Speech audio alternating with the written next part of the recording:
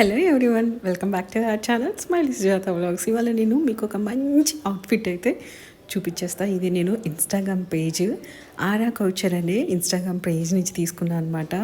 Premium quality muslin cloth ఎంత బాగుందంటే quality చాలా అంటే చాలా బాగుంది. దట్టు నాకు ఆరెంజ్ కలర్ అంటే చాలా ఇష్టం. ఆరెంజ్ విత్ అదర్ కాంబినేషన్స్తో ఉంది కానీ కంప్లీట్ ఆరెంజ్ కలర్ లేదనమాట. సో అందుకని ఇది 2 పీస్ కుర్తా సెట్.